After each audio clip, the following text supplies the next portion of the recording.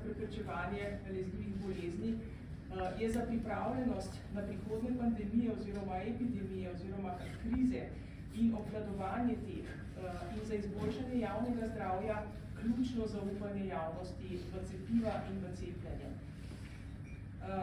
Nedavno poročilo Evropske komisije o stanju zaupanja v cepljenje v evropskih državah oziroma v EU državah kaže, da je stanje zaupanja v cepljenje v EU državah po letu 2020 se je vrnilo na raven izpred pandemije.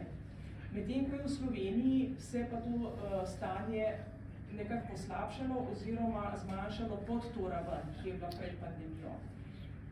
Tako Slovenija na lestvici zaupanja splošne javnosti v cepljenje spada na 23. oziroma zaseda 23. mesto med evropskimi državami, medtem ko je bila še v letu 2018 na 11. mestu. In najnižje je ravno zaupanje v cepiva proti COVID. Naprimer, če povem en podatek, samo polovica anketiranih Slovencev misli oziroma verjame, da so cepiva proti COVID varna, medtem ko je v Avstriji takih 70%, v Italiji in Nemčiji pa okrog 80%. Tukaj so velike razlike.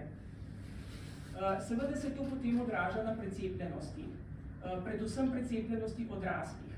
V Sloveniji je namreč za razliko od otroških cepljenj, pri katerih je precepljenost relativno visoka, predvsem za obvezna cepljenja, precepljenost odraslih zelo nizka ali pa precej nižja.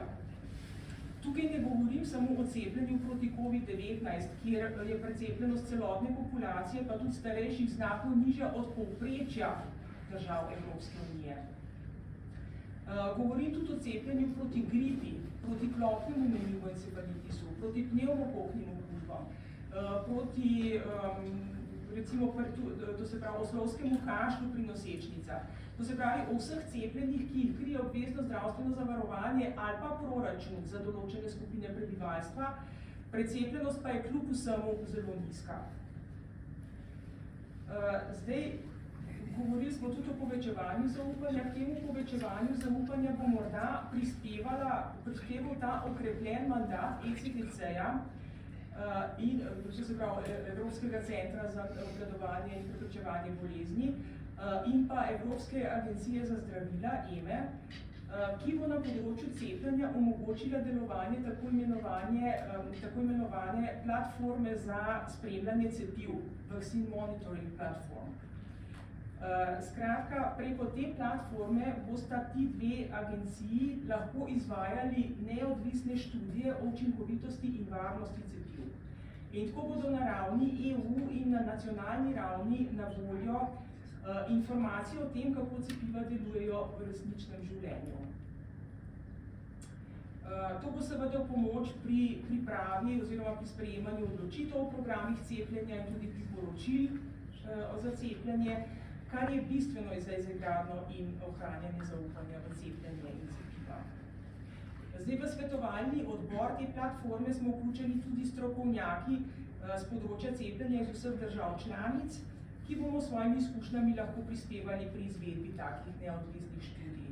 Zdaj v Sloveniji imamo kar nekaj izkušenj na tem področju, namreč v letu 2021 in 2022 smo objavili 2 študiji, in sicer na osnovi nacionalnih podatkov epidemiološkega spremljanja. In ti 2 študiji govorita o učinkovitosti cepiv proti težkemu poteku COVID-19.